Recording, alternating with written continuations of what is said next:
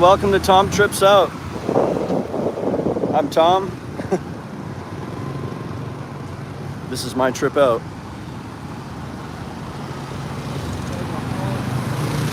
So, I'm a Canadian and I've lived in Cambodia now for over 3 years. 3 years and 4 months.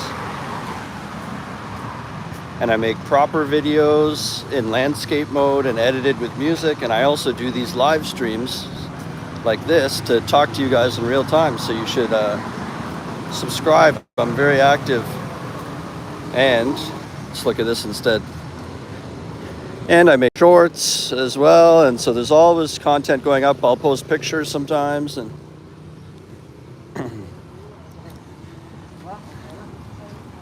but I haven't done a live stream in a little while, so I thought that's what I would do today. And I got out of my neighborhood. I live in the Russian Market neighborhood, but now we're near, this is the Independence Monument. And I used to live near this neighborhood in my previous apartment.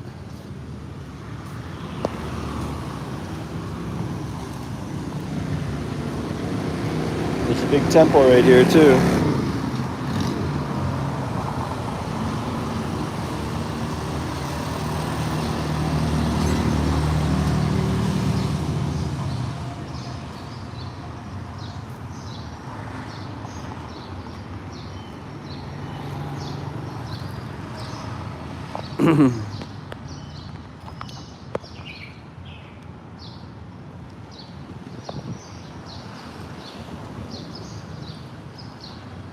It's really nice.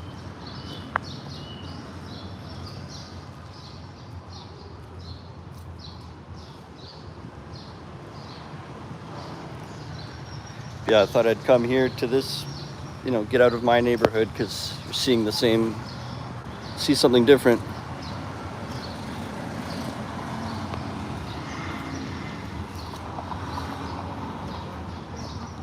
I'm in Cambodia, if you're just tuning in.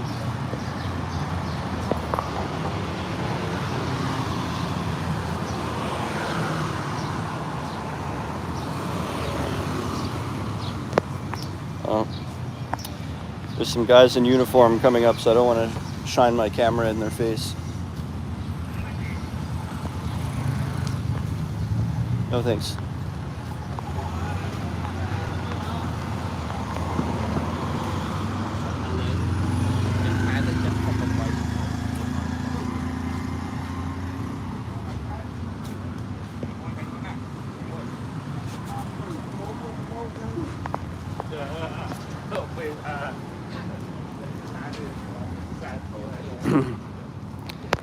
Yeah, I've been really busy the last few days.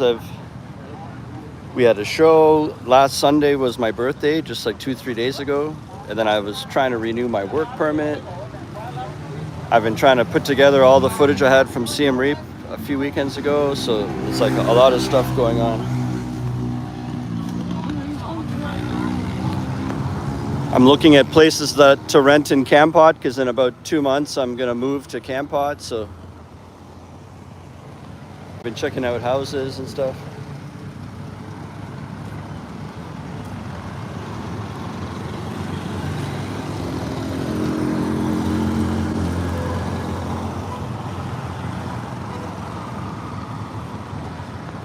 Hey, if you're interested in moving to Phnom Penh and maybe following in my footsteps and teaching English to support yourself while you're here, and you want a good place to get started, I have links below to the TEFL course that I took.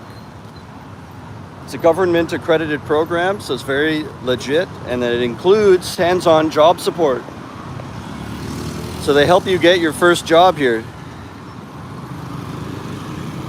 It's very helpful. It's 4 weeks and it takes place in the country. It's the one I did, and there's a lot of great things about it. Like everyone that's doing this, they leave their home country, and you show up here alone, and you have to sort of find new friends, and that's one of the scariest parts. And when you do the program, imagine on your first day there's like 10 other people in your class, and maybe you break off into small groups of whoever you get along with and stuff, but you end up with a handful of friends on day one. And even me, I've been here for 3 years, and I still know like three. Yeah, there was four, but one of them went somewhere else now. But there's still three of us here that are friends we're in that same class. So you can make long-lasting friends even on your first day here.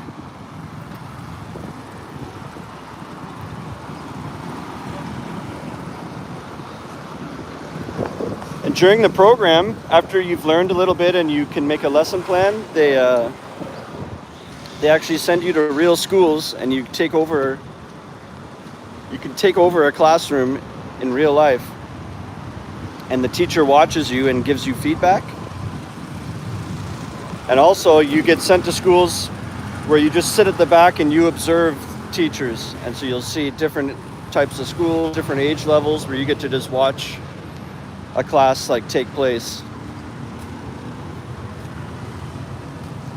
Now that was one of my favorite parts about the program, because you get to actually watch what's it like, you know what I mean? And you get to ask yourself, is this something that looks like something I could do or not? You know what I mean?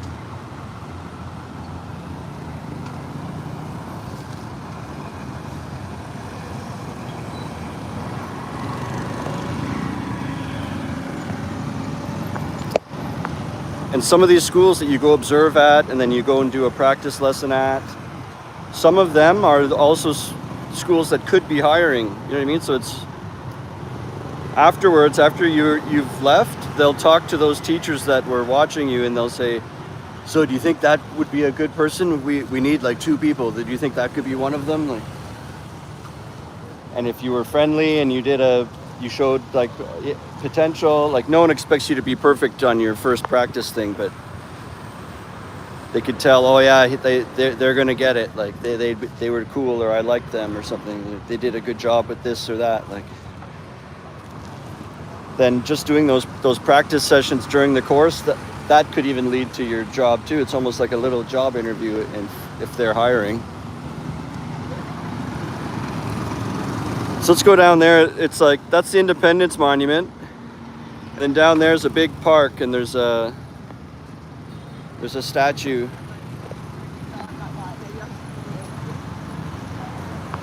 Statue of the King, I think. And then after that, it's like a bunch of monuments in a row. And then there's another park we can walk through.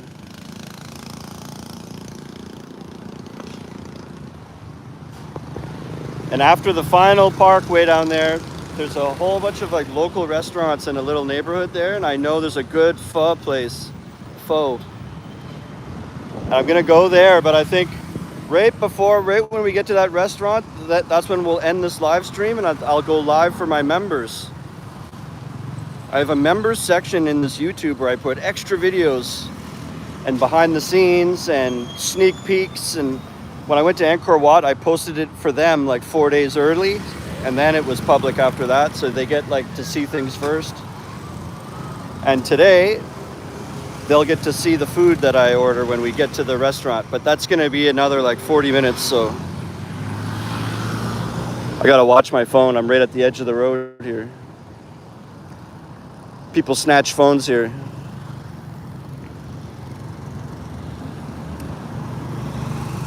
It's a dangerous place because it's like a 4-lane roundabout.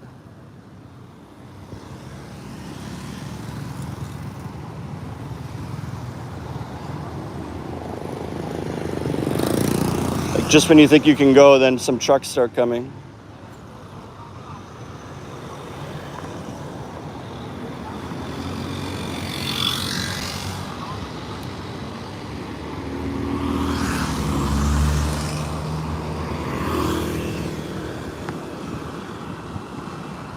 People go way too fast too.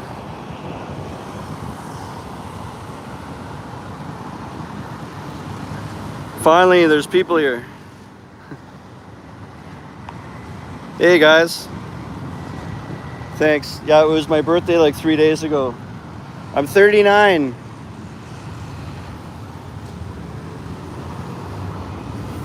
It was cool. It was on Sunday, so it was cool because it's a lot of people's birthday around this week, so there was already a big party on the Friday. So I was kind of partying on Friday, and then Saturday we were celebrating my birthday and a couple other people's at a bar, and that was like my party, because then when it hit midnight, Tom, it's your actual birthday now, like on Saturday night at midnight. And then we wake up the next day and it's Sunday, and that whole day is my real birthday. And we had a gig in the evening, and so I got like a party Friday, a party Saturday, and then I played a show on my real birthday. So it was pretty cool. Thanks, Seth. Yeah, so I thought I'd come back to this area and do a live stream. It's been a while since I did a live. And there's a few areas we'll walk through here. Like that's the Independence Monument. And then next to it is this park with the statue, and then across the road from that's another long park. And we'll talk and walk through all that stuff. And then after that, there's a little neighborhood with local restaurants. And I'm going to stop the live there and go live only for members and get some food. And so if you want to see the food, check out my members section. There's a link in the description. It's only $4.99, and I've been doing it for months. So in the members area, there's like 150 videos, or probably more than that. So what I suggest sometimes is just do it for 1 month even and quit after that. But then you could go binge all the stuff that's there, and it helps support my channel.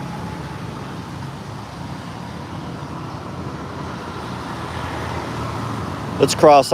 This was the park I wanted to go to. This road's so hard to cross too.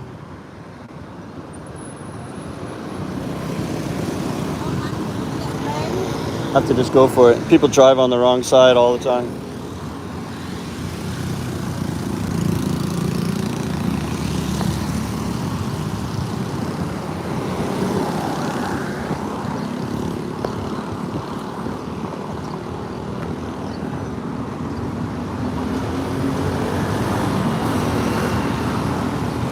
Seth asked, you're going to be moving to Camp Hut soon? Yeah, over Christmas I was there and I just fell in love with it, and now I want to move there.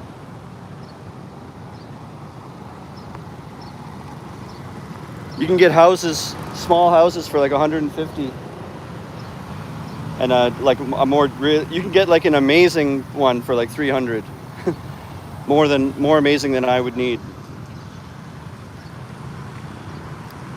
Like there's one I really like for 300, but it's like, it doesn't make sense for one person. There's like a big table with like 6 chairs around it. It's like 2 bedrooms and all this space. And I would live there alone and walk out and sit at this like huge table. But if you were 2 or 3 people, it would be an amazing house. And then I'm talking to a guy now that has a house that it looks more like it's a 2-bedroom, but then the living room is very big, and in the corner of the living room there's a bed there, and no one sleeps on that, but it's just there's physically a bed. So in the house there's 3 beds. So I would probably just dress it with like a lot of pillows, and it would end up being like a couch you could sit cross-legged on or something like that. You know, and that's what I would treat it like. But then if friends sleep over, there's an extra bedroom, and there's that one in the living room. So I was looking at this house that has all this, and the guy's really nice, and we don't know each other, but we have the same friends, so we're like comfortable with each other because we know the same people. And I'm gonna go look at it, and he sent me videos and stuff, and it looks all right. What it is it does not look like my dream house that I have in my imagination. So that's like the thing where you should be like, don't settle, like go for what, try to get as close to your dream image in your head as you can. But it's like a 2-bedroom, 2-level with a balcony and a whole gate around it, private little house, and it would only be like 150. And he's leaving a couple motorbikes there too, so I could use the bike. It's just like, it's such a good offer. But if I spend like $100 more, I could have, I wanted more like a front yard that's like a lawn and very jungly and lots of plants and things and like palm tree things growing everywhere and stuff. And this place I'm telling you about, it doesn't have that on its front property right in front of the front door, but it's all around it. Like you'd have to walk out of your place onto the road and then look around it, and you could see all that. But the footprint right in front of the front door is all like a concrete courtyard, so it's like a big driveway, kind of like a. But the balcony looks at a banana plantation, which is really cool. So it's like, then in the videos, it's hard to get a good vibe. And there's so much space. Like this house is probably worth like 300, but he's willing to give it to me for like 150, and then it includes a motorbike. So then you're kind of like, how could I refuse that? The amount of money you'd save, like $100 is a lot. And actually compared to now in the city, I pay $350, so I'd be saving $200 a month, which is like, it's like $7 a day. It's like just what I save on my rent would pay for all my food too in Kampot. Everything's cheaper there. But I'd be living in a place that wasn't really exactly what I wanted, kind of thing.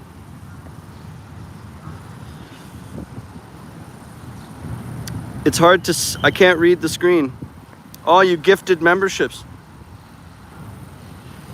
Thanks, Mary. Hang on, it's so sunny, I'm just trying to read it. Seth says too many issues in the States nowadays. And then I noticed Mary. Thank you, Mary. Sorry, my screen just looks black to me because it's so sunny. Hold on, maybe I can turn it up here. No, it's already max. Yeah, I can't even see my screen really, but I can tell Mary gifted out 5 memberships to my Tom Trips Out membership page, YouTube member. So now 5 of you, it says in the chat the names, but I can't see my screen right now. Whatever. Thank you, Mary. So now all of you can go view the membership live streams I do. And after this, I'm gonna get food, so all of you can watch. I'll start a new stream only for members. Okay, enough of my face.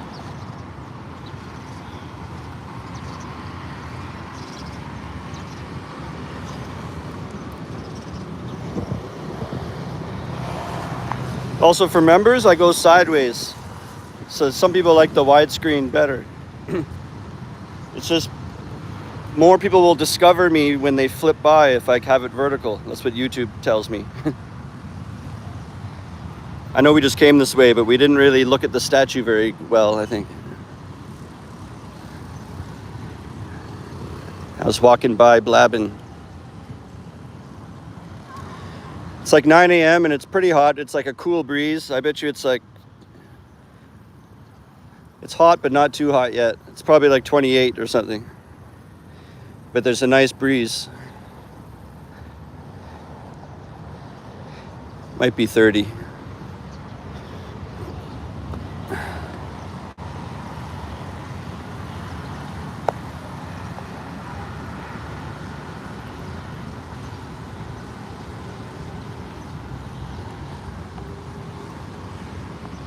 Well, YouTube like tells you stuff when you're a creator. They send you tips like all the time, every time you open the,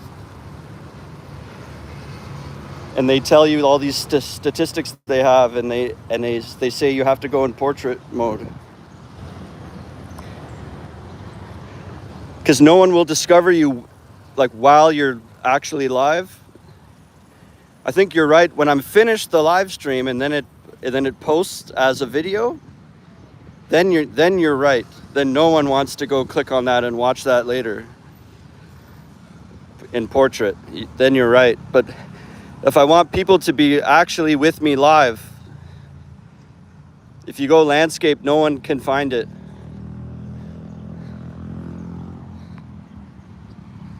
They only put vertical ones in the stream of people flicking by, like.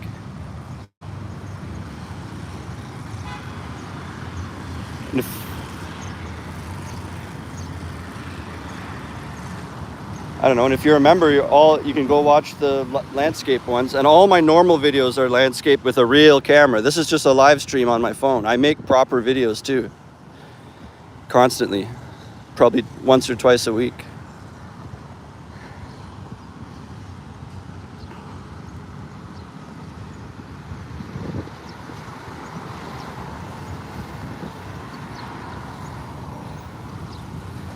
I don't know. It's not really destroying my channel. I've been the last 3 months I've been going up by 1,000 subscribers every 2.5 weeks. Like, I just hit 19,000 2 days ago, but it was only 6 weeks ago I was at like 16,000. So my subscribers are shooting up more than 1,000 a month. So it's doesn't sound that bad to me.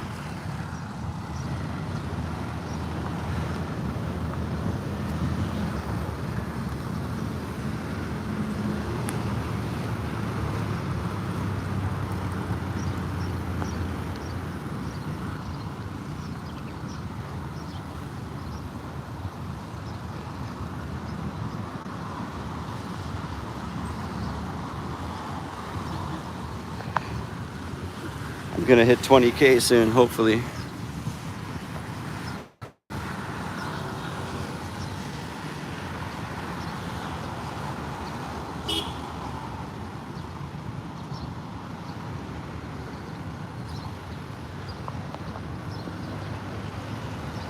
Chicken choker. If I'm so bad, why are you even here? Change the channel. Jesus.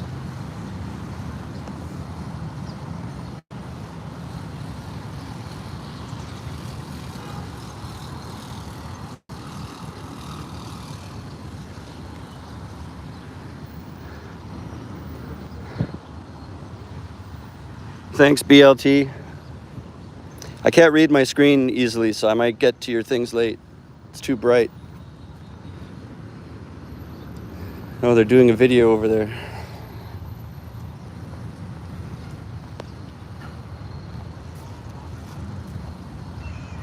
So we're getting close to the third park now. Now we're gonna cross the street. Here, I'll turn around. So we came from down there. We saw the Independence Monument, then the statue, and all this park.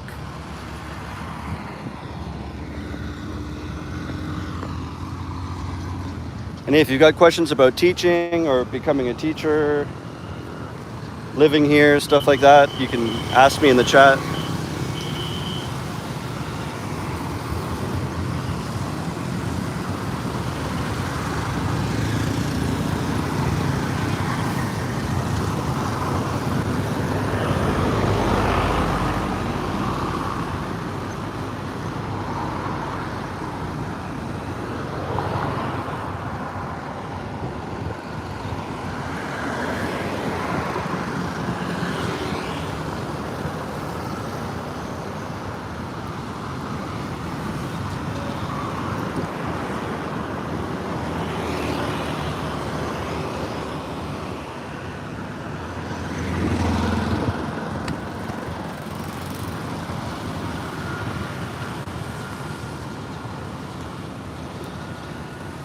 I think this is Wat Bottom Park, I'm pretty sure. And at night, people gather here and they're like doing dance aerobics and or kicking a ball around or this hacky sack thing.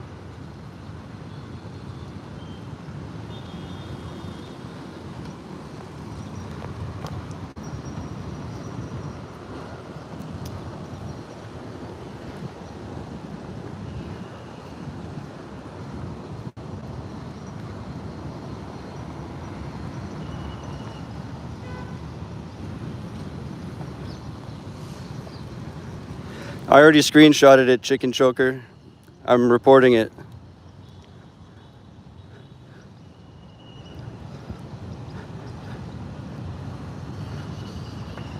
Loser.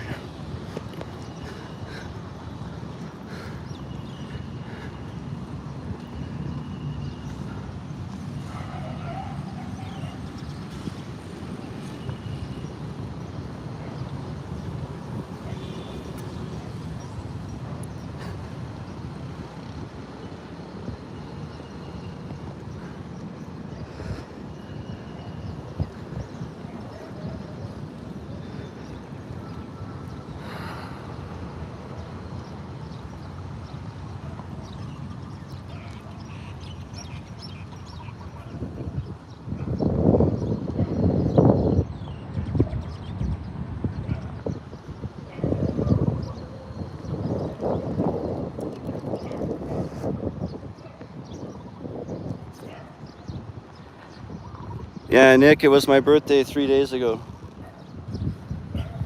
on Sunday, but I haven't gone live since, like, I've just been busy. I had to renew the work permit. I had to, there was a lot of stuff.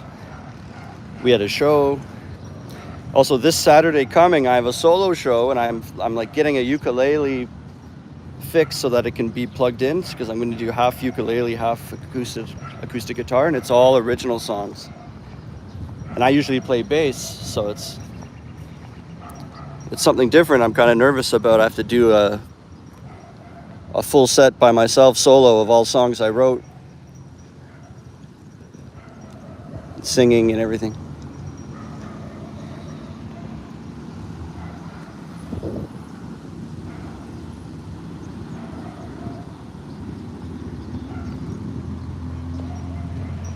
BLT's asking, wouldn't Campot like mess up my gigs or something like that? Not really. It's like a 3-hour drive away, so I don't play that. We play like twice a month, so I could just. It's like a 2-hour drive to Campot. So if we have a gig, I can just come play it and stay over one night in the city, and use that chance of, if you need anything from the city, like, do it at that time. But also, the real thing is, it's going to slowly shift to I don't go back. You know what I mean? There's lots of music scene in Campot, tons, and new stuff has just opened, like, in the last few months, like bars and venues that have live music all the time. And I think there's 2 open mics too.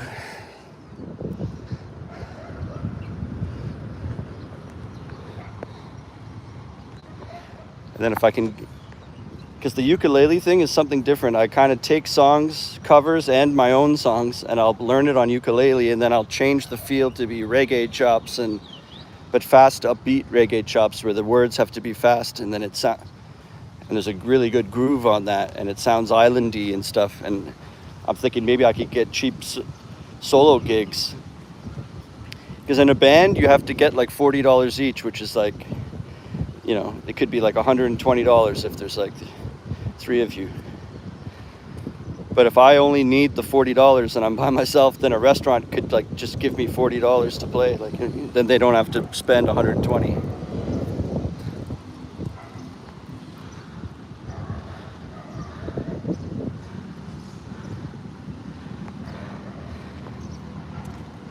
Nick asked, am I done with Phnom Penh? Well, you know, I'm always be moving around. I never decide anything for sure past like 4 months in my life. I don't like plan anything. But yeah, I've been here for 3 years now, so I'm getting tired of it. It's too busy, and when I go to Campot, I just have a gut feeling that I love it there, and that's where I want to be and stuff.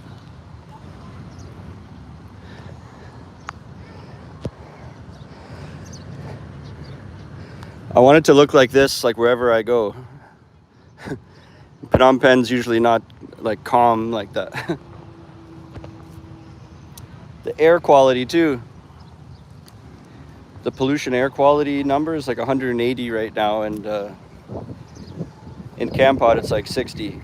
So it's like way better. You can see the smog. I don't know if the camera will catch it. Can you see those buildings there? And the ones farther away are more behind smog. I don't know if the camera's getting it, but it's not a beautiful fog. It's pollution in the air. Yeah, Nick's backing me up on that.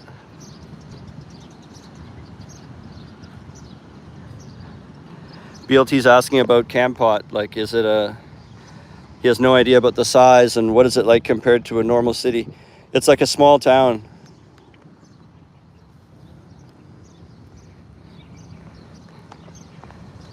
It's like a tiny, small town, but it's right beside the river, so it has a riverside and like bridges going over, and a bunch of new stuff is coming up. I've noticed it's a lot of people from France coming and starting businesses and opening stuff up, and they've built this big seahorse that's like shooting water out, like a statue of a seahorse that's shooting water out. It's a big tourist spot now to take a picture. And now they're having ferry boats from Kampot go to the Korong Island. Before you would have to drive to Sihanoukville. Now they have the ferry straight from Kampot. So it's like, it's getting more developed, I guess you'd call it. You know what I mean? It's getting, it's building up to me. It's improving and stuff.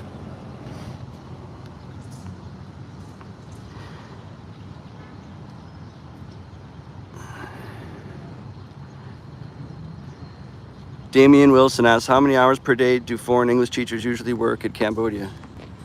It's usually, most people would work at an international school, usually. And I did that for a year and a half, so I could tell you what I did. So we had to be there from like 7:30 to 4:30. So it's 8 hours a day. But you're not teaching, like every hour the bell rings for the next period. And in the whole day, you might be teaching four of those periods, but there's like 7 periods in the whole day. So speckled throughout the day, you'll have the bell will ring and you finish a class, and then for that next hour you have nothing, like a spare period. So that happens lots of times throughout the day.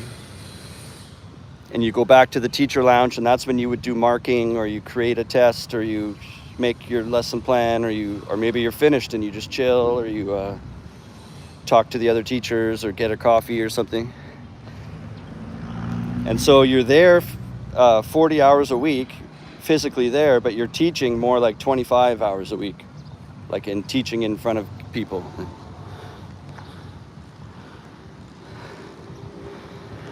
But you can't like go home on your spare period. Well, I guess if you lived across the street, because sometimes you need to be available, because sometimes they're like, Thomas, can I see you in my office? Or if a teacher is sick and you have to fill in, or if sometimes they need you to do something because they need to make sure the English is right on it, then they're asking for you. And if you just left or something, you're not allowed to just go home.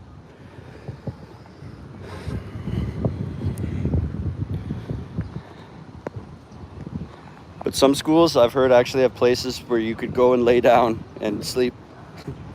A lot of teachers do that. I think it's a room they also use it if kids were really sick, and then they went to the nurse, then they can go lay down, but like no one's ever using it, so that sometimes a teacher will go take a nap on their spare period.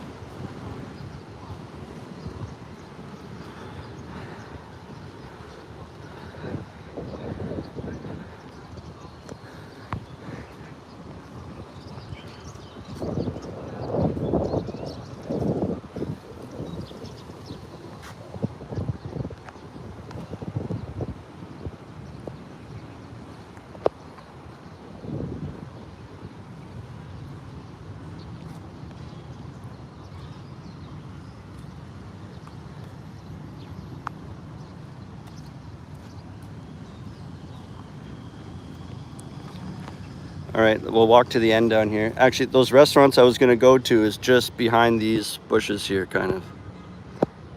Like over there behind. Oh, you can kind of see through here. But a bit more park, we can walk down to the end of this. And then I'll start a members live and we'll get some food over there. And there's 5 new members now, thanks to Mary. So you